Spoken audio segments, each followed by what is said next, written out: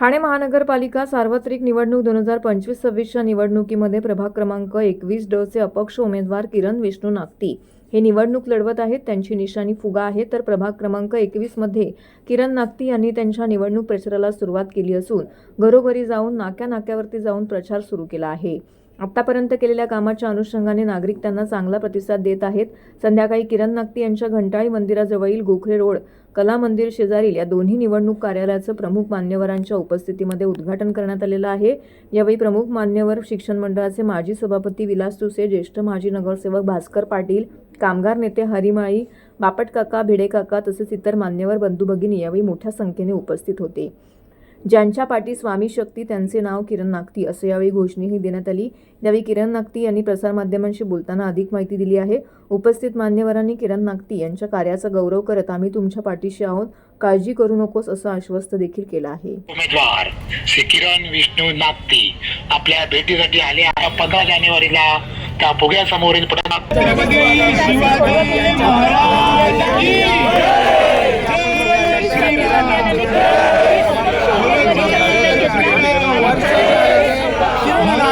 हिरा है हिरा। परत बोला रीडिंग नाही यायला पाहिजे।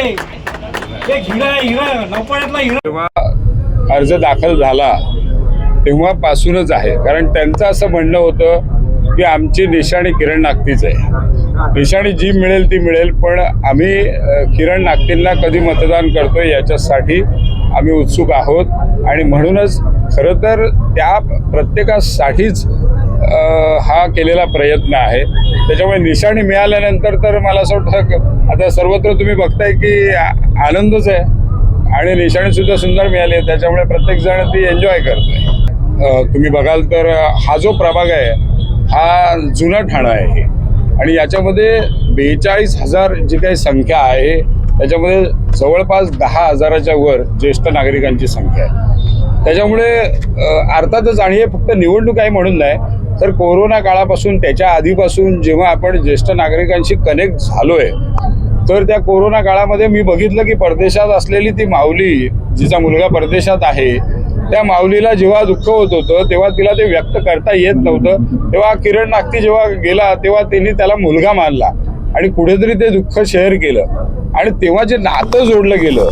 असे असंख्य ज्येष्ठ आहेत जे मला आई बाबा, मी नेहमी असं म्हणतो माझे आता वडील नाही आहेत पण जन्म दिलेली आई एक असेल, पण अशा अनेक आई बाबा मला याच्यामध्ये भेटले आणि ते कायम नातं राहिलं आणि त्यांच्या अर्थातच त्यांच्या कुठेतरी इमोशन्स आहेत त्या जपण्यासाठीचा केलेला हा प्रयत्न आहे। मला असं वाटतं मी धर्मवीर आनंद दिघे साहेबांकडे बघून कुठेतरी कामाला सुरुवात केली होती, त्याच्यामुळे काम करत राहणं हे माझ्यासारख्या कार्यकर्त्याचं काम आहे। ठीक आहे, पक्षाचं काम आपण केलं हे सगळ्यांना माहिती आहे। महायुतीमध्ये किरण नागतीने किती काम केलं हे मला असं वाटतं पत्रकार मित्रांना जेवढं माहिती आहे तेवढंच प्रत्येक विभागामध्ये माहिती आहे। मग ते आमदारकीचं निवडणूक असो, मग ते पदवीधरचे असो, खासदारकीची तर अर्थात त्या आमच्या पक्षाचाच खासदार असल्यामुळे आम्ही करणं आमचं स्वाभाविक होतं, पण महायुतीचा कुठलाही आदेशाचं पालन मी केलं नाही, असं कधी झालं नाही। पण आता ज्येष्ठांचा आणि यांचा आदेश पाळणं ही कुठेतरी मला असं वाटतं माझी गरज होती आणि तीच गरज लक्षात ठेवून मी हा निर्णय घेतलेला आहे। त्यामुळे मला पुन्हा सांगतो, मला 2 मुलगी आहेत। मोठा मुलगा किरण नागती आणि लहान मुलगा डॉक्टर ओंकार माळी। किरण 3 वर्षाचा असल्यापासून माझी त्यांचे घरचे संबंध आहेत। त्यापेक्षाही पुढचं नातं म्हणजे किरणनी ज्या कोविडच्या काळामध्ये लोकांची सेवा केली, 300 दिवस हा मुलगा, वयोवृद्ध आई, पत्नी, 2 मुलं यांच्यापासून अलिप्त राहून या प्रभागामधील कुठल्याही जनतेला साधं लिंबू लागलं ते देखील त्याने आणून दिलेलं आहे। त्याच्यानंतर दिवाळीला त्याच्या आईने सांगितलं तू आला नाहीस घरी तर मी अन्न त्याग करेन, आणि आम्ही सगळ्यांनी आग्रह केला, तेव्हा तो जेमतेम दिवाळीपुरता आम्हाला पुन्हा आपल्या कामाला लागला। कोण आहे हो असा? या ठाणे शहरामध्ये आहे। मी इथे अभिमानाने सांगतो की लोक करोडो रुपये, अब्जोवारी रुपये कमवत होते, तेव्हा किरण फक्त आणि फक्त माणसं कमवत होता आणि ही माणसांनी त्याला उभा केलेला आहे आणि तीच माणसं किरणला या ठाणे महापालिकेमध्ये आपले प्रश्न सोडवण्यासाठी पाठवणार आहे। लोकांच्या भावना आणि लोकांच्या आग्रहास्तव प्रभाग क्रमांक 21 मधून किरण नागती उभा आहे. त्याने नौपाडा भागामध्ये आणि ठाणे महापालिकेच्या हद्दीमध्ये एवढं काम केलेलं आहे की आत्तापर्यंत कोणीही काम केलेलं नाही. तो प्रत्येक गोष्ट मला विचारल्याशिवाय काही करत नाही. मला पहिलं सांगतो आणि त्याच्यानंतरच तो कामाला लागतो. त्याच्या डोक्यामध्ये एवढ्या कल्पना असतात की आपण सुद्धा कोणी कल्पना करू शकत नाही. आणि असा माणूस ठाणे महानगरपालिकेच्या सभागृहामध्ये सगळ्यांनाच पाहिजे. तर कारण की या भास्कर कॉलनी म्हणा, हिंदू कॉलनी म्हणा, ब्राह्मण सोसायटी म्हणा, विष्णुनगर या भागामध्ये प्रचंड प्रतिसाद लोकांचा त्याला मिळालेला आहे. आणि आम्ही फिरतोय सगळीकडे आणि लोकांचे अनुभव घेतोय. आणि खरोखरच त्याने जे काम केलेलं आहे आणि त्याला श्रावणबाळ पुरस्कार मिळालेला आहे. तुम्ही बघताय 24 तास आपला तो काम करतो. 11 ते 6 रात्री नौपाडा रक्षक म्हणून काम करतो. सकाळपासून परत लोकांची पण काम, कुठल्या हॉस्पिटलचं काम असो. आरोग्य कार्ड त्याने दिलेलं आहे. आरोग्य कार्डामध्ये सगळ्यांना कशा सुविधा मिळतील आणि प्रत्येक हॉस्पिटलच्या डॉक्टरांना भेटून त्यांच्याकडनं सुविधा 10% असो, 20% असो, 50% असो अशा सुविधा डॉक्टरांकडनं हॉस्पिटलमध्ये मिळून दिलेल्या आहेत. आणि खरं तर निवडणुकीमध्ये आम्हाला आशा होती की किरणला नक्की शिवसेनेतर्फे तिकीट दिलं जाईल.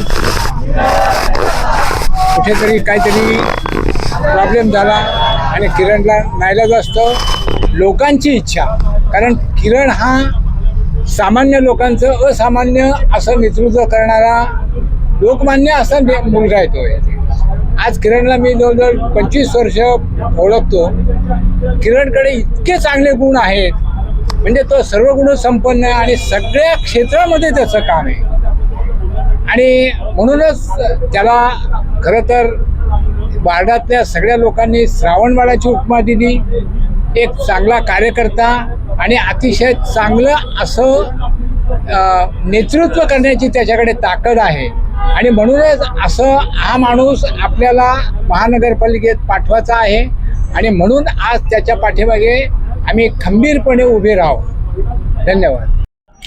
किरण हा माझा पुत्रच आहे, कारण तो मराठीचा फार प्रचारक आहे चांगला. मराठी भाषा त्यामुळे पुढे पुढे गेलीच पाहिजे. आणि बाळासाहेबांनंतर मला वाटतं हाच त्यांचा खरा वारस आहे. मराठी पुढे नाही अशा अर्थाने. आणि माणुसकी यांचा मोठा धर्म आहे. त्या धर्मापुढे सगळं ठीक आहे. माणुसकी धर्म म्हणजे सेवा, मानव सेवा. त्यामुळे मी यांचं कार्य बघतोय जवळून. करोना काळाच्या तुम्हाला तर सुरू झालं आणि अजूनपर्यंत ते सर्वांना सेवा देत आहेत मनापासून, प्रेमाने. हे त्यांच्या चेहऱ्यावरून डोळ्यातून दिसतं.